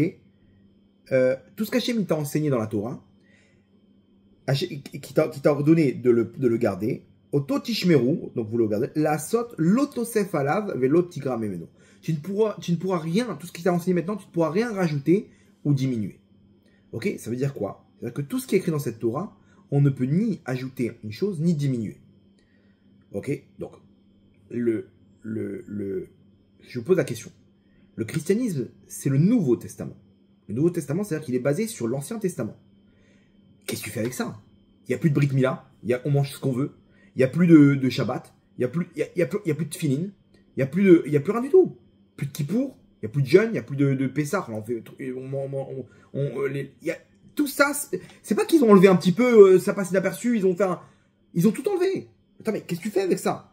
Et là, on nous donne une phrase. On nous dit qu'il y a Kumbekir Bechanavi. Lorsque viendra un beau jour, il va se lever en ton sein un prophète. Hachem, il nous annonce exactement ce qui va se passer avec le christianisme et l'islam. Regardez comme c'est écrit noir sur blanc. Je sais pas, si j'avais les nerfs de faire un cours sur toutes les failles du christianisme et de l'islam par rapport juste au verset de la Torah. Parce qu'il faut savoir que l'islam aussi, c'est la suite. L'islam ne vient pas réfuter la Torah. C'est la suite. Dieu, il a changé maintenant. Donc, entre parenthèses, ils ont interprété l'amour de Dieu comme ce que eux, ils interprètent par rapport à eux. Un amour qui dépend d'une chose, qui dépend de chez Touya Badavar. Israël a fauté, donc Hachem maintenant, ok, il a changé de bord. Vous avez vu que c'est par rapport à l'année qu'on a fait avant, ça ne correspond pas. Maintenant Hachem il te dit qu'il Yakum Bekir Becha Navi, un beau jour va se lever un prophète de Bekir Becha en ton sein. Ça sera un feuge, ok. Ocholem Chalom, il y aura un autre qui va faire des rêves. Il va venir avec un rêve, l'ange Gabriel il est descendu là-bas, j'ai rêvé, il m'a donné des instructions. Venatan elecha otomofet. Et il va te faire des choses réelles. Il va marcher là-bas sur le lac de Tibériade, le machin, les trucs, ils vont te faire des trucs, ils vont te sortir des versets, du truc, waouh, attends, ça s'est réalisé ce qu'ils ont dit. Ça s'est réalisé quand même, ils ont fait. Venatan elecha otomofet, ils vont donner un signe ou un miracle. Ou ba'aot ve'amofet asher diber elecha. Et ça marche. Ça a marché. Attends, le mec, il était malade. Il est parti le voir. Il est guéri maintenant. Il a fait des trucs de malade. Ok? Vous voyez que selon la Torah, les miracles, c'est pas ça qui montre la grandeur d'une personne. Et donc, nous, on va dire quoi? Les morts, nelecha, achare Elohim acherim. Ben voilà, maintenant, c'est bon, on peut le suivre. Il va nous donner. Et là, Hachem, il te dit, donc, asher lo idatam, vena ovdem, et on va pouvoir les servir. Des dieux qu'on n'a pas. C'est quoi des dieux? Maintenant, il va nous donner des nouvelles instructions. Il va nous dire, sachez que Dieu, maintenant, il dit comme ça et comme ça. Ok? C'est exactement ce qui est passé dans la suite des événements. Et là, on nous dit quoi? Hachem nous dit, attention. L'otishma el divrei anavi ou. N'écoute pas ce prophète-là. Oh el cholem achalom ou ce rêveur. Pourquoi? Qui menaçait Hachem elokechem etrem. Parce qu'Hachem vous teste. Il y aura un test dans l'histoire. On va te faire croire, avec des signes, ça va être hyper réel, que Hachem va vouloir changer une virgule de la Torah. Même une virgule. Et on va te montrer des signes réels. On va te montrer des miracles. Hachem dit, n'écoute pas, c'est un bluff. C'est un test. Pourquoi tu fais un test comme ça, Hachem? La da'a ta'ishrem oavim et Hachem elokechem bechol levavchem bechol nafshechem. Juste pour savoir si vous aimez Hachem, votre Dieu. Le test, il va venir. C'est-à-dire qu'en gros, on parle des autres religions, mais aussi on parle de chaque élément de cet exil dans lequel on se trouve. Que ce soit l'exil de Edom ou d'Ishmaël, etc. Et on a envie de dire, mais attends, mais je fais quoi maintenant? Peut-être je vais quitter un petit peu, peut-être truc, c'est peut-être que sur le plan matériel. C'est peut-être pas pour servir un Dieu ou quoi que ce soit, c'est juste... Hachem te dit, c'est un test, mon fils. Je veux juste voir si toi aussi tu m'aimes. Je veux juste voir, c'est là-bas que ton amour, il va se révéler. Qui menacé, c'est juste pour voir que Hachem, il te teste. La date Aishrem Oavim et Hachem Elokechem Bechol Vafrem Bechol Amshechem, juste pour voir si t'aimes Hachem, ton Dieu, de tout ton cœur et de tout ton être. Attendez, vous vous rendez compte de cette phrase? Hachem, il te dit, il y aura un cas où il y aura un prophète qui va se lever à l'intérieur de toi. Ce sera un juif, ok? Il y aura un rêveur. C'est-à-dire que dans l'islam, vous savez qui c'est? Il a rêvé. Pourquoi tu me dis un rêveur? Dis-moi aussi un autre prophète. Non, on veut te donner exactement les 2 points. Ça a commencé quand même. C'est quoi c'est quoi la probabilité, quoi? C'est du hasard maintenant. Et on te dit, sache que c'est un test. Tout ça, c'est du bluff. Parce que tu dois pas changer une virgule. Si un jour quelqu'un vient te changer une virgule de la Torah, elle est basée, le monde il est basé sur la Torah. Vous comprenez, Rabotai? Hachem, il te donne une phrase maintenant, il te dit une chose, toutes les épreuves que je fais. Alors déjà, qu'est-ce que les religions disent à tout ça? J'en ai aucune idée. Ok? Et tout le temps, là il y a un truc dément que j'arrive toujours pas à comprendre. Je parle souvent des trucs, des failles là-bas dans les trucs. J'essaie de les semer, les gens, pour pas qu'ils bombardent de commentaires. J'essaie de faire ça après, genre, 45 minutes, 1 heure de cours. Pas tout de suite d'entrée. Ok? Et là, d'un coup, tu vois dans les commentaires, les mecs, ils répondent. C'est quoi? Si le mec, il dit, t'es un sale menteur, je te dis, bon, le mec, il a vu le début, là, le mec, il répond à l'argument. C'est-à-dire qu'il a regardé 45 minutes de cours. Mais explique-moi, frérot, excuse-moi de t'appeler frérot, mais explique-moi comment tu regardes le cours d'un rabbin pendant 45 minutes. Mais chez nous, ça n'existe pas. Il n'y a pas un juif là-bas dans un truc d'un imam qui va venir répondre, qui va regarder pendant 1h30 le truc, qui va venir répondre. ça intéresse personne chez nous de voir les autres religions. Pourquoi? Parce que la Emouna, elle est complète chez nous. Intérieurement, là, on a une Emouna chez les mains, on a une foi entière. Mais à partir du moment où le mec, il cherche là-bas, c'est où il s'est perdu, ou qu'il a un doute. Pourquoi ça les énerve? Pourquoi tu t'énerves dans les commentaires? C'est que ça t'a touché. La preuve, c'est quoi? C'est que moi, je mange dans la rue. Ok? Si un chien, il aboie, je vais pas m'énerver. Pourquoi? Ça me touche pas. Je vais pas comment, ouais, c'est un caniche! Comment tu me parles? Comment t'aboies?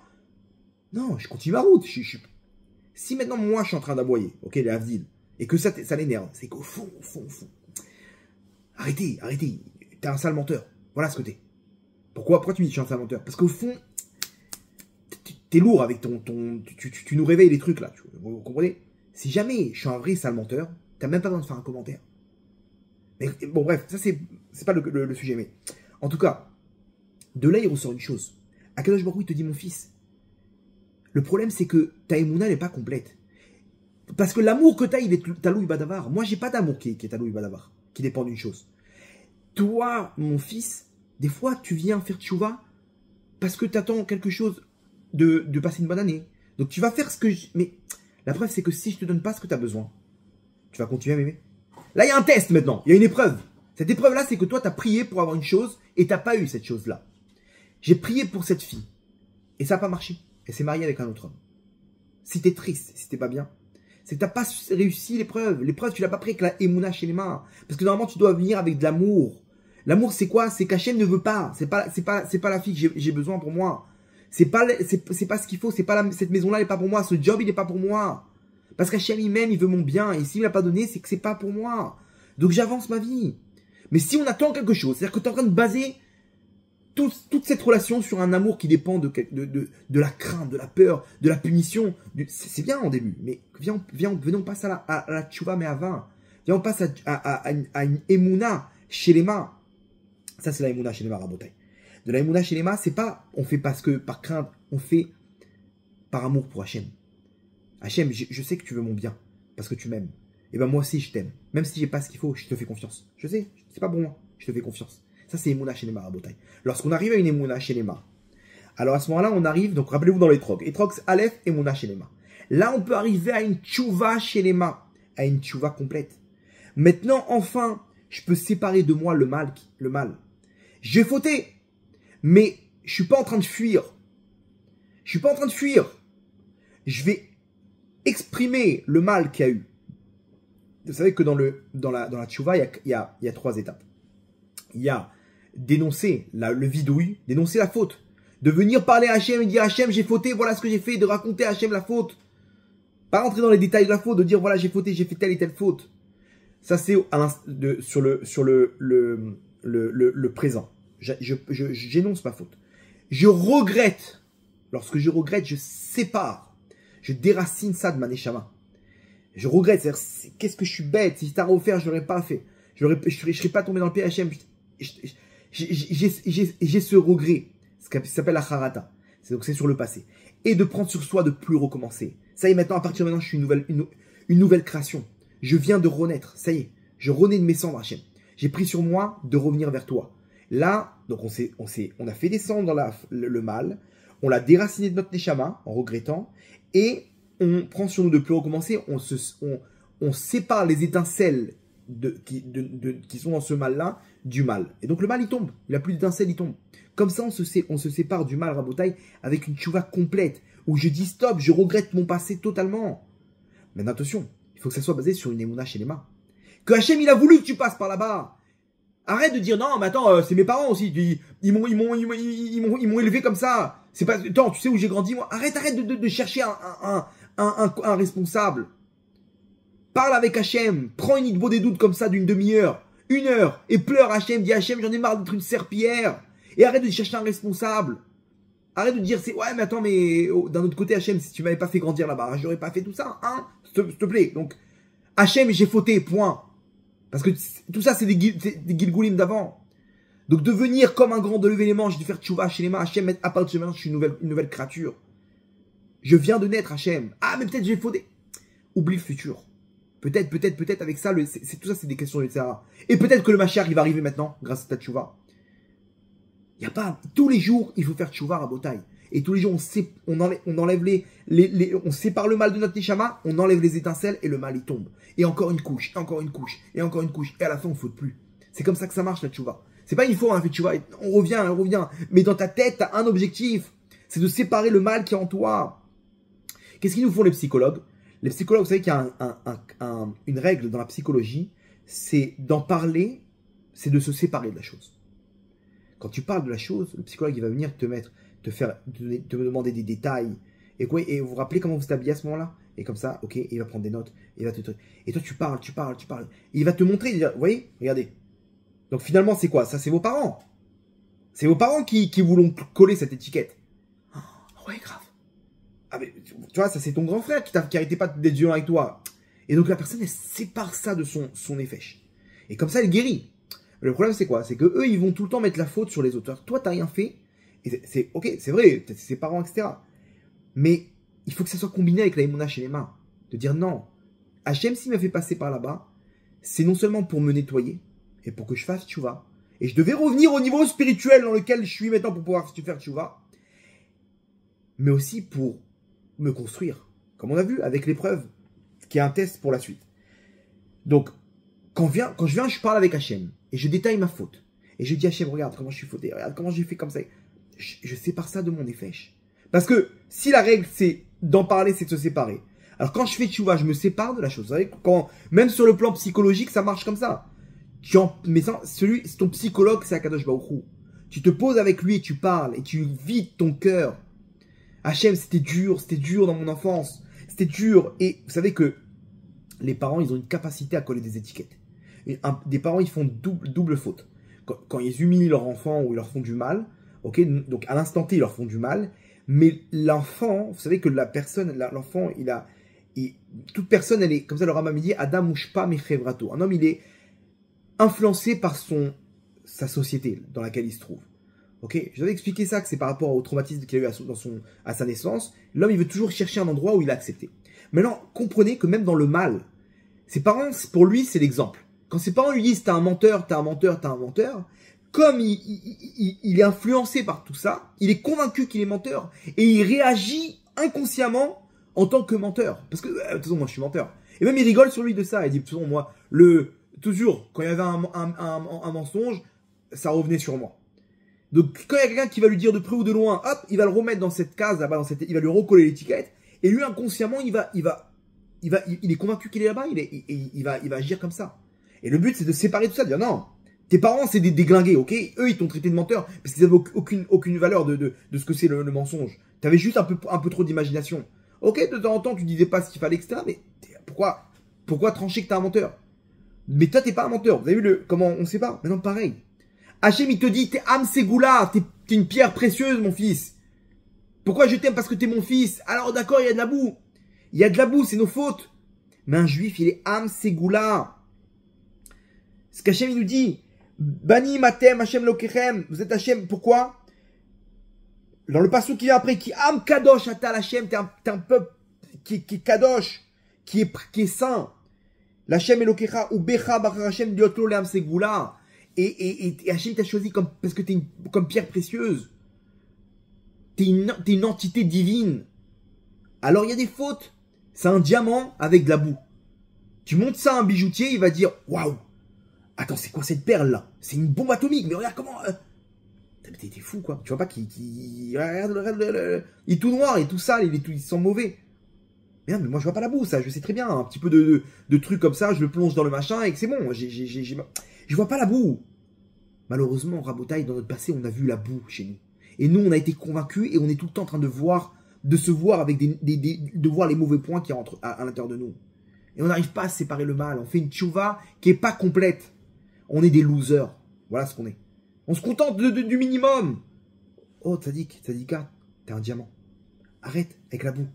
Hachem, en tout cas, lui, il a un Aïn Tova sur toi. Il voit les bons côtés, il voit le diamant que tu as. Si tu savais la force qu'un juif, il a dans ce monde-là, qui peut changer l'humanité entière, où qu'il soit, où qu'il se trouve, malgré ses actes. Un acte avec le cœur, c'est terminé. Il a changé complètement le sens du plan de la Géoula. Pourquoi? Parce que c'est Am Ségoula. C'est comme ça, c'est un peuple qui est précieux. Donc ça, c'est ta neshama. Il y a de la boue. Mais qu'est-ce que tu veux qu'on fasse? Il y a de la boue, ok. Mais ne reste pas sur la boue. Déconnecte-toi de tout ça, parle avec Hachem. Et comprends qu'Hachem, il t'aime et il voit le diamant, il voit pas la boue. Il faut que toi aussi, tu vois les bons points à l'intérieur de toi. Et à ce moment-là, tu vas décoller l'étiquette, tu vas te décoller du mal. Sauf, ça y est, enfin on termine avec le mal. C'est une vraie tchouva chez les Rabotai. De voir le diamant et pas la boue. D'arrêter d'être convaincu par tout ce qu'on a dit toutes ces années. T'es un sale gosse, t'es un méchant, t'es une sale fille, t'es un menteur, t'es un voleur, On est convaincu de tout ça. Les profs, les trucs, T'es une bombe atomique, mon sadique. T'es un diamant, ma tzadika. Ça, c'est, Rabotai, la tchouva chez les Mar. C'est ça ce qu'on veut. On veut ça, stop. Je veux m'identifier à ce diamant. Je veux me séparer de cette étiquette. Je veux me séparer. Et ça, comment on fait? On en parle avec Hachem. On sépare ça de notre nefesh. Et on sait qu'Hachem, il nous regarde avec un Aïn Tova, avec un bon oeil. Et Hachem, il voit le diamant qui est en l'intérieur de nous. Et donc, on sort ça de notre nefesh en faisant tchouva. Et là, on revient à Hachem avec les larmes, Rabotai. Parce qu'on ressent tout cet amour qui remplit notre cœur. Parce qu'on a nettoyé la boue. Enfin, la lumière, elle rentre dans le diamant et elle illumine la pièce. Ça, c'est la tchouva chez les mains. On a dit donc Etrog, Emouna chez les mains. On arrive à tchouva chez les mains. Après, il y a le Resh. Le Resh, c'est Refoua chez les mains. Donc ça, nous dit Rabotai, Gdola tchouva chez Mevia Refoua Laolam. Quand quelqu'un il fait tchouva chez les mains, donc il n'y a plus de boue. La lumière, elle se répand dans toute la pièce. Ok? Il n'y a plus de maladie. La maladie, Rabotai, c'est la faute. On est une génération de malades. Il n'y a jamais eu autant de fous furieux, Rabotai, chacun avec son délire. Pourquoi? Parce qu'on a des nouveaux délires dans les fautes. Chacun avec un nouveau truc, lui c'est ci, lui c'est elle c'est ça, etc. On est malade, Rabotai. Il faut comprendre que cette galoute, elle nous rend malade. Et il faut faire tchouva, et là d'un coup, l'abondance spirituelle, elle arrive à découler sur nous. Quand on faute, les kelim, ils sont brisés, la lumière, elle a pas où atterrir. Elle a pas où se poser la lumière, parce que le réceptacle, il est brisé. Donc il y a pas, tu mets de l'eau, mais attends, mais répare ton vase d'abord. Fais tchouva, après tu vas mettre de l'eau. Tu vas sentir la lumière d'Hachem. Tu vas sentir la joie. Tu vas sentir après ça cercle vicieux, la Emouna revient et rebelote, et tu te sens bien. Tu te sens bien. Ton effet, il est réparé. Donc ton corps, il est illuminé. Et ton corps, la personne se sent bien. Elle n'a pas besoin ni comment dire, d'ordonnance, de trucs médicaux maintenant, ou de tel cachet pour pouvoir des calmants, et de partir 3 semaines en vacances tous les 2 mois, et de trucs, et de 3 paquets de clopes par jour, cigarettes électroniques. Arrêtez avec tout ça. Quand t'es avec Hachem, t'as besoin de rien. T'es heureux. Donc ça veut dire quoi? Qu'on est malade. On est malade. Pourquoi? Parce qu'on ne fait pas de tchouva complet, Rabotai. On laisse encore des parasites nous parasiter la neshama. On laisse des virus. Tu veux laisser des terroristes là-bas à Djebalia, et ok, ça va revenir. Qu'est-ce que tu veux? Les mecs, 7 fois, ils sont revenus à Djebalia. 7 fois. Restez sur place. Vous voulez pas gagner là-bas, vous voulez pas finir le truc. Tu viens, tu prends la ville. Non, encore et encore des morts et encore des blessés. Pourquoi? Parce que les mecs, ils rentrent dans leur tunnel, ils ressortent au moment venu et ils se remettent en place. Ça y est, venons, on termine, Rabotai. Cette galoute, elle nous rend malades. On est tous malades. Mais la refoua, c'est la tchouva, Rabotai. La tchouva, c'est la refoua. Quand on fait tchouva, on est guéri. Gdola tchouva chez Mevia refoua la olam. La tchouva, elle est grande à tel point qu'elle fait descendre la guérison dans le monde. Il y avait un exemple un jour de trois malades qui étaient à l'hôpital. Et ils se retrouvaient là-bas, donc ils étaient hospitalisés, quoi. Et ils se retrouvaient dans la cour là-bas de l'hôpital. Ils ont fait connaissance. Ça fait 2-3 semaines qu'ils sont là. Ok. Donc l'autre, il avait un problème, il s'est fait hospitaliser à cause de son foie. L'autre, il avait un problème, il était en rééducation avec son pied. Et l'autre, il avait un problème de poumon. Je sais pas, bref, chacun avec son problème. Et ils étaient là. Maintenant, ils se baladaient des fois. Ils ont fait connaissance. Ils prenaient un café ensemble, etc. Et au même moment, les 3, ils sont sortis de l'hôpital. Et ils se sont retrouvés à l'accueil. Les 3, ils se regardent, ils disent, ouais, c'est terminé, machin, etc. Mais comment on va faire et tout. Et les 3, ils sont en train de râler à l'accueil. Ils disent, mais non, on peut pas nous faire ça. J'ai besoin de quelques jours. Comment je vais faire sans mon ostéopathe? Monsieur Dupont, là-bas, le docteur Dupont, comment je fais avec lui? Comment je fais? Et l'autre, il est là, son foie. Ouais, l'infirmière, elle est là, elle prenait tous les jours, elle prenait des trucs. Comment je vais savoir si ça va dans mon foie? Comment je fais maintenant? Vous pouvez m'expliquer? Et le troisième, il est là avec son truc et ma bouteille de gaz. Je vais faire quoi maintenant? J'ai plus d'oxygène. J'ai plus de trucs. Je fais quoi? Demain, j'ai un problème. Je m'étale dans la rue. Qui va être là pour moi? Ok, moi j'avais le bouton, j'appuyais, il venait, il me remettait un petit coup d'oxygène. Et les trois, ils font un scandale. Jusqu'à que la secrétaire, elle regarde, elle regarde le dossier des trois. J'ai pas compris là. Vous êtes guéri, ok? Donc le docteur Dupont, ok, vous avez plus besoin de lui parce que vous êtes, ça y est, votre jambe elle est remise en place. Vous, votre foie, il marche bien, il y a plus de problème, ça y est, tout est remis en place. Et vous, votre poumon est guéri, monsieur, d'accord? C'est-à-dire que vous n'avez plus besoin ni de votre bonbonne d'oxygène, ni de votre infirmière, ni de votre ostéopathe. Vous êtes guéri, ok? Ah, ok, d'accord. Et ils s'en vont comme ça. Ça, c'est l'exemple Rabotai, mais c'est exactement ce qu'on vit. On est en pleine galoute, on est malade des fautes. Alors Hachem, qu'est-ce qu'il a fait? Il nous a mis des professeurs, ok? Rabbi Nachman, il vient avec l'Ikouté Moran. C'est un médecin pour la génération, surtout la Géoula Rabotai. Des conseils de Rabbi Nachman, il nous aide à guérir notre nefesh. Là, il vaut des doutes, les mains. Nekuda Tova, ça t'aide à sortir. Boum, il vient, tac, tac. Et l'autre, il vient, il dit, non, tu rigoles ou quoi? Moi, j'ai le Tanya avec moi. Le rabbi, il vient avec tous les enseignements. Ah, tu te connectes avec ta pnimiout, ton intérieur, mais tu te rigoles. J'ai mon professeur, j'ai mon ostéopathe, j'ai mon truc. Et l'autre, il vient avec tel truc, et avec tel machin, et lui avec... Chacun, on est notre petit truc.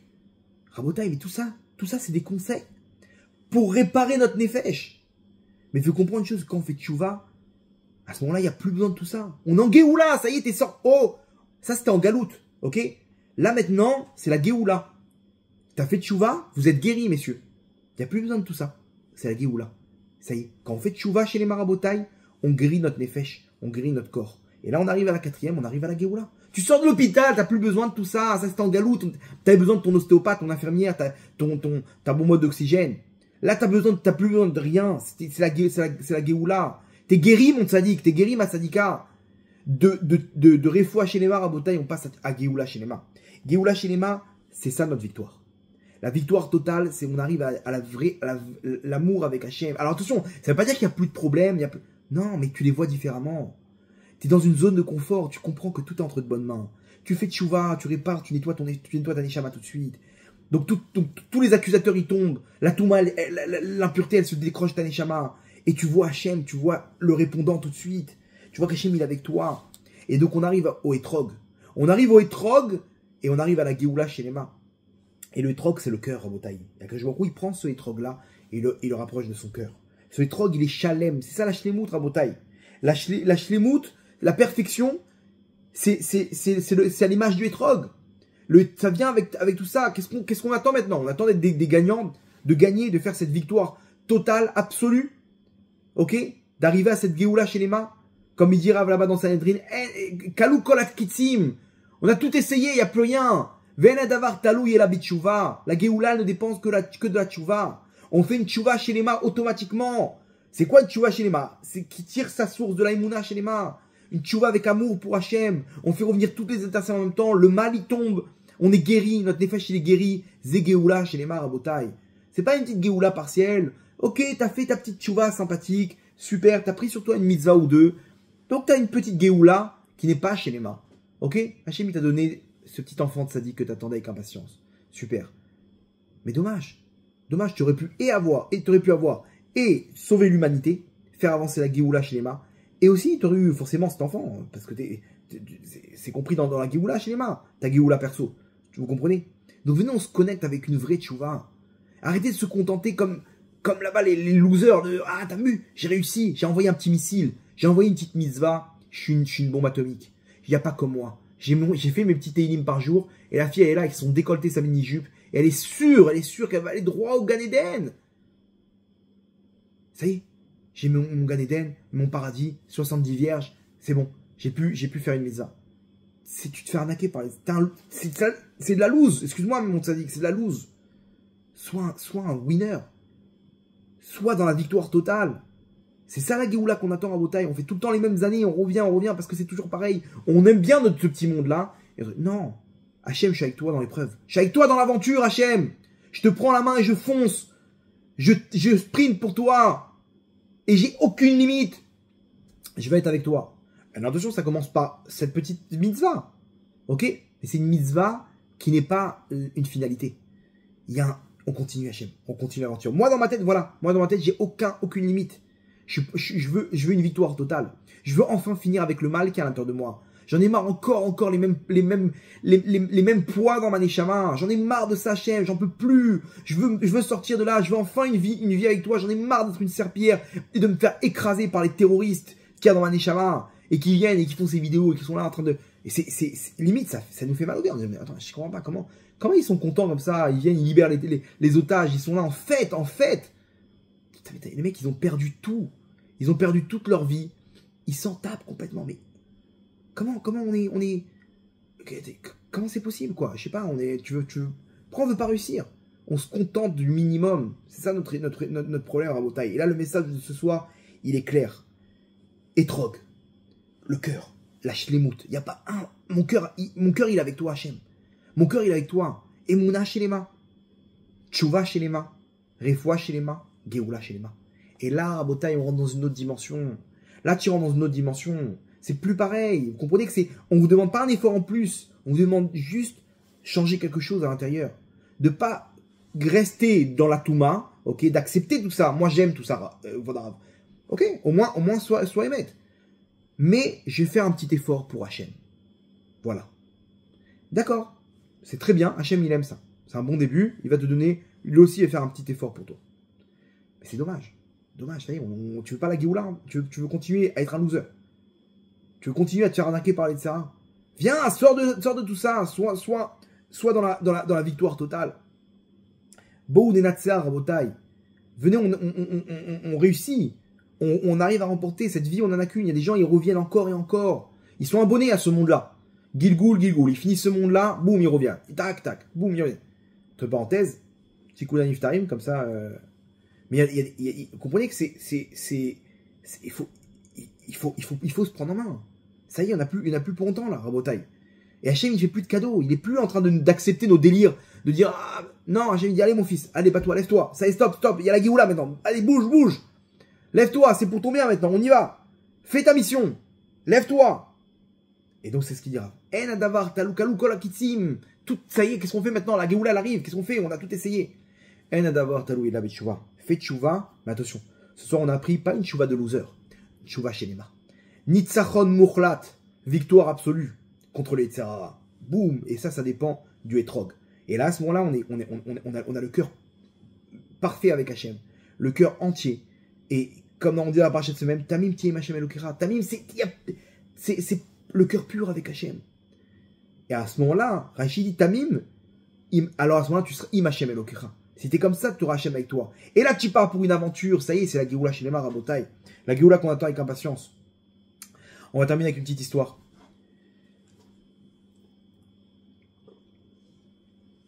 Histoire du Rav Yitzhak David Grossman.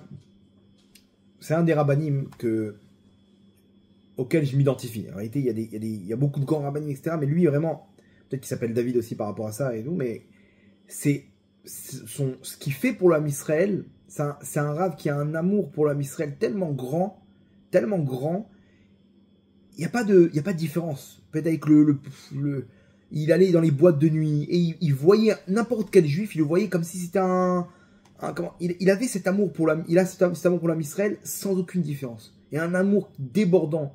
Et il est prêt à faire des choses incroyables.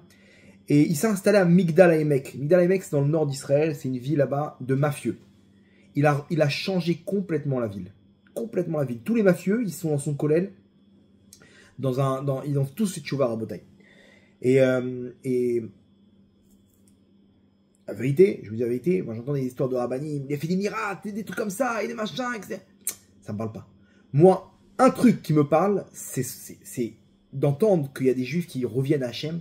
C'est quelque chose qui me transcende. Moi, pour moi, c'est la grandeur d'un Rav de voir ça, l'amour qu'il a pour l'âme Israël et combien il rapproche l'âme Israël. Mon rêve, je vous dis, ok, si vous êtes intéressé pour cette aventure avec moi, tout seul, j'y arriverai pas, mais si vous allez vous chauffer, c'est de faire un Beth Midrash, un centre d'études, pour que les gens ils puissent faire tchouva, qu'ils aient les réponses à leurs questions, qu'ils puissent. Les gens ils font tchouva, ils ont vu un cours, etc. Mais ils ont rien après. Ils ont rien, ils ont pas un suivi. un endroit où le mec il vient et il dit j'ai fait tchouva. Je fais quoi maintenant? Allez, viens, viens, viens. On le prend avec le plus grand amour à Botaï. Et comme ça, il peut évoluer, etc. Il n'est pas jeté dans la nature. Il y a un endroit, il y a un endroit. Pas un kollel comme les autres. Un kollel où là-bas, n'importe quelle personne au monde, il peut faire tchouva et il peut trouver. Ça, c'est l'objectif que j'ai. Ce serait ce qu'il a fait là-bas, Rav Grossman, à Migdal Emek. Il a changé complètement la ville à Botaï. Un jour, je vous parlerai de ce projet Bezrat Hashem si ça se met en place. Mais en tout cas, si vous êtes intéressé, tenez-moi au courant. Si vous avez vos idées aussi par rapport à ça. Bref, l'histoire, elle est que un jour, on tape à la porte à 7 h du matin. Il voit un mec mouillé, les cheveux mouillés comme ça. Vodara, il faut vous me sauver, j'ai été kidnappé. Alors, il dit, mon fils, c'est-à-dire, si t'as été kidnappé, qu'est-ce que tu fais là? Il dit, les kidnappeurs, ils sont en bas. Ils m'ont laissé 1 minute pour vous voir. Il dit, vas-y, rentre. Il lui met une serviette, il lui dit, mais qu'est-ce qui se passe? Assis-toi. Tu veux quoi, un thé, un café? J'ai pas le temps que Vodara, ils m'attendent. Ils veulent ma peau. Et quoi, ils sont en bas? Oui, ils sont en bas. Explique-moi. Il dit, regardez, je viens de Cholon, j'ai une station d'essence, là-bas. Et la mafia, ils sont venus, ils m'ont dit, voilà, peut-être si tu veux que tu aies une protection, machin. Bon, bref. Et j'avais besoin d'argent. J'ai fait une erreur, je leur ai emprunté de l'argent. Le problème, c'est quoi? C'est que toutes les semaines, il y a des intérêts. Les intérêts, maintenant, ça monte à 10-20%. Et au bout d'un moment, je ne pouvais plus payer. Et c'est interminable. Et je leur disais la semaine prochaine, et je payais une partie, mais après, ça revenait au même parce qu'il y avait des intérêts. Interminable. J'ai plus rien, j'ai plus d'argent, je sais plus quoi faire. Et là, ils ont envoyé 2 gars. Ça, ils ont craqué. Les mecs, ils m'ont attrapé chez moi, dans la nuit. Ils ont tapé à la porte, ils m'ont sorti de chez moi. Ils ont pris un bateau. Ils m'ont jeté dans l'eau, là-bas. Ils m'ont coulé. Et ils m'ont dit, écoute bien, soit tu rembourses la somme, soit on te noie et on te laisse ici. On te laisse ton corps là-bas dans l'eau. Sans aucune trace, rien du tout. Et ils me laissaient même pas respirer. Et juste, j'ai sorti la tête de l'eau. J'ai dit, laissez-moi avoir le Rav Grossman. Voilà ce que j'ai dit. C'est sorti de ma bouche. Je suis désolé, gros arabe. Ils m'ont dit, c'est qui le Rav Grossman? J'ai dit, c'est ma famille. Ok, il habite où le Rav Grossman? Ok, ils ont vu là-bas sur truc. Ils sont partis. Et maintenant, ils m'ont dit, va voir ton proche et tu lui demandes, va voir ton Rav Grossman et tu lui demandes l'argent tout de suite. Donc, Rav, je fais quoi? Voilà, je suis venu vous voir. Il dit, viens, on va descendre. Imaginez-vous l'amour qu'il avait pour l'âme Israël. Il a peur, machin, la mafia. Non. Hachem, il lui met Rav Grossman dans la bouche. Moi, j'aime l'âme Israël, je veux les sauver. On descend. Imaginez-vous, il part avec une émouna chez les mains. 2 mafieux en bas, ils l'attendent.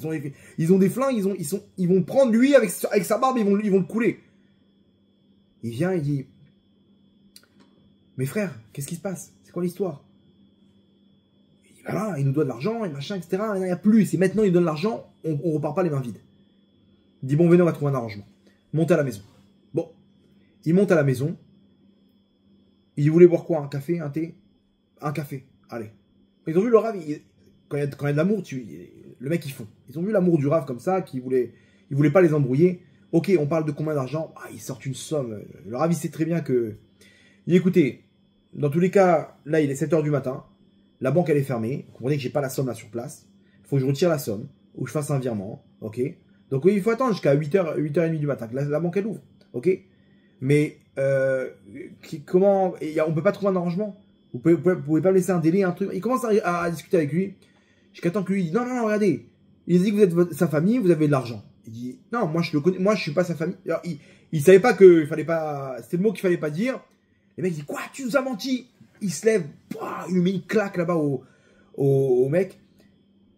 Le Rav, il se lève, il tape là-bas sur la table. Il dit, écoute-moi bien. Dans cette maison, il y a pas un juif qui frappera un autre juif. T'entends? Tu touches pas un juif ici. Voilà, c'est bon, on a compris. Bon, qu'est-ce qu'on fait là avec l'argent? Ok, bon, laissez-moi. Je vais aller à la banque. On se donne rendez-vous à 8h30. D'accord? Très bien. On attend dans la voiture. Gvodav, si sur la route vous décidez d'aller voir la police, ok, vous ne connaissez pas. Tout va exploser ici, ok? Tout va exploser. On fera tout. Nous, on n'a pas peur de la police. D'accord? Donc, faites pas le mal de Gvodav. D'accord? On vous aime bien, mais il y a des limites. Bon, le Rav, il marche dans la rue. Il attend que la banque, elle ouvre. Il sait pas quoi faire. Je vais demander un prêt, un truc. Qu'est-ce que... Je vais sauver ce juif. Ils vont le tuer. Je fais quoi? Ça vaut le coup de sauver un juif, de payer une somme comme ça? Ça vaut le coup. Bon, un peu de Teilim, ça va pas... Ça va être utile. il rentre dans son collège, commence à ouvrir le Tehillim. Non, les gars, ils le regardent là-bas, ils disent, voilà, vous faites des Tehillim à 8h du matin, là, comme ça, c'est quoi le problème, là? Tout va bien? Le Rav ne fait pas des Tehillim comme ça. Non, imaginez-vous, tous les mecs de son collège, tous ses élèves, c'était tous des anciens mafieux. Il dit, ouais, bon, Vodarav, il y a un problème ou pas? Alors maintenant, eux, ils ont compris c'était pas un problème de santé ou un truc, c'est une menace. Ils ont senti le truc. Vous savez, les mecs, tout de suite, ils reviennent c'est dans leur ADN. Vodarav, c'est qui? Donnez-nous des noms, là. Ok, on ferme les Gmarottes, là, maintenant. Ils se sont levés, une équipe. Ils ont dit, écoutez bien, Vodarav, il faut leur parler dans leur langage. Il n'y a pas de on va à la banque, machin, etc. On vient avec vous. Bon, le Rav, il dit, écoutez, je vous fais confiance, mais ils ont dit pas la police. Non, mais là, nous, c'est pas la police. La police, ils ont peur d'eux, nous, on n'a pas peur d'eux. Venez, on va leur parler comme il faut. Mais imaginez-vous, les mecs, ils ont des barbes, des machins, c'est tous des anciens mafieux. Touche pas au Rav. Le Rav, c'est leur papa, quoi. Ils arrivent là-bas dans la maison du Rav, ils rentrent l'équipe, les mecs, ils se lèvent, ils disent, voilà, Rav, vous nous avez trahi, c'est qui cela? Non, c'est mes élèves. Maintenant, eux, le Rav, ils voulaient pas faire d'histoire, quoi. Eux, ils sont arrivés à 10, ils les ont attrapés la tête contre le sol, comme ça. Il dit, écoutez bien, là, c'est terminé. Là, maintenant, vous avez touché au Rav, c'est terminé. C'est quoi le problème, là? Vous voulez la guerre? Alors là, vous allez nous trouver. On a tous nos anciens potes, des machins, etc. Ici, c'est Migdala, les mecs. T'entends? On vous prend les deux, là, maintenant, on vous met dans un sac, on vous jette à Gaza. Les mecs, ils se disent, oh, on va discuter. Voilà, il nous doit comme ça, qu'est-ce qu'on fait? T'aurais fait quoi, toi? L'argent, c'est sacré. Les machins, il m'a donné sa parole. Il a raison. Voilà, l'argent, c'est sacré. Maintenant, ils attrapent le mec là-bas de la station. Tu fais quoi, toi, avec l'argent? Qu'est-ce que tu fais? Pourquoi t'en mettre le Rav? Ah, oui. Bref, il dit, t'as quoi? T'as des biens, machin? Il dit, ok, il a une voiture. Elle était plus ou moins neuve. Il dit, ça bon, il va faire passer tout de suite la voiture sur votre nom. Et vous aurez vous vendez la voiture, c'est bon. L'argent, il rentre dans votre compte. Faites ce que vous voulez. C'est bon, on arrondit. Ça y est, arrêtez avec vos intérêts, machin, arrêtez de faire les lourds. On arrondit, ça suffira, d'accord? Ok, on accède, machin, il est venu, il est parti à la poste, il a changé le nom de la voiture au nom des noms. Comme c'est terminé, c'est tout. Ils ont terminé comme ça l'histoire. Le Rav, le lendemain, il va à Bnei Brak. Mariage, un des mariages comme ça. Il tourne la tête et il voit les deux gars. Il dit, ouais, ils vont pas me lâcher maintenant. Ils vont pas me lâcher, ils sont revenus, ils se sont dit là-bas, chez lui. Laisse tomber, il est armé. À Bnei Brak, on va l'attraper. À Bnei Brak, il n'y a pas de mafieux ici. Ok? C'est que des religes, on va l'attraper. Maintenant, le Rav, il n'avait pas peur. Il dit, Hachem, c'est toi mon protecteur.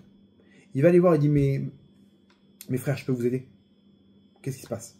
Ça n'a pas marché? Il y a un problème? Il dit, voilà, vous pouvez venir dehors, s'il vous plaît? Il dit, ouais. Ils vont m'attraper maintenant dans le coffre de la voiture. Je vais terminer moi aussi dans le... Il sort, il dit, Rav, regardez. Je vous avoue, on a vu une chose. On a vu l'amour que vous avez pour n'importe quel juif. Et que vous avez aucun jugement pour nous. Et qu'au contraire, vos élèves, c'est des mecs comme nous, qui ont fait le tour du monde, qui ont fait les pires fautes, et pourtant vous les avez acceptés. Vous leur avez permis de faire tchouva. Nous, on nous rejette, on est des moins que rien. On est recherchés, nos patrons, ils sont tous dans des hôtels, dans des villas, dans des trucs et machin. Et nous, on fait le sale boulot. Et tout le monde s'en fiche de nous, on est des voleurs, on est des menteurs, on est des trucs. Et là, on a vu dans vos yeux, on a vu ce que vous avez fait de ces mafieux. L'amour que vous avez pour eux, ça les a transformés. Rav, comment on fait pour faire tchouva? Comment on fait pour faire tchouva? Aidez-nous, on veut fuir tout ce monde-là. Le Rav, il n'y a aucun problème, Sadikim. Je vais vous trouver un appartement à côté du collège et vous allez étudier avec nous.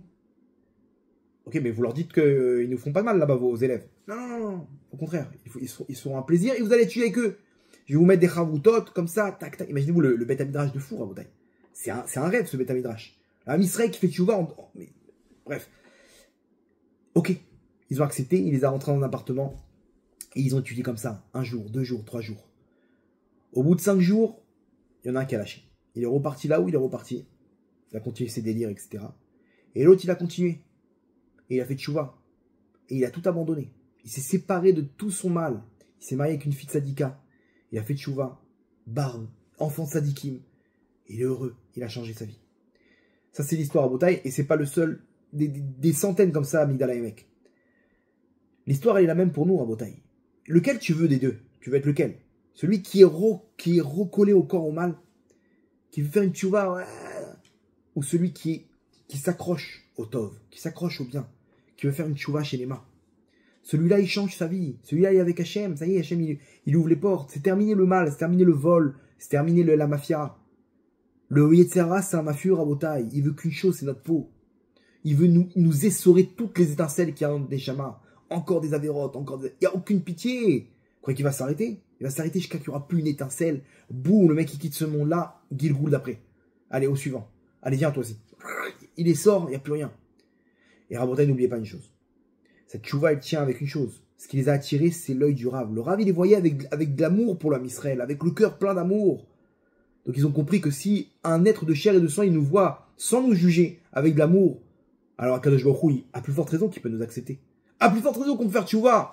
Mais une personne normale, elle dit quoi? Mais je vais faire tchouva, mais je vais me faire scalper. Je vais faire tchouva, je vais tout de suite Hachem dire, ah ouais, viens. Maintenant que t'es rentré, tu vas passer à la caisse. Viens mon petit. Non, Hachem, à plus forte raison qu'Hachem m'attend avec les bras ouverts. Qu'Hachem, il a tout l'amour pour moi. Alors ok, il y a eu des épreuves. On est en galoute, Rabotaille, on est en galoute, il y a eu des épreuves. Hachem, il a voulu nous tester. Et nous, on a fait notre Torah à nous. On a fait nos délires à nous.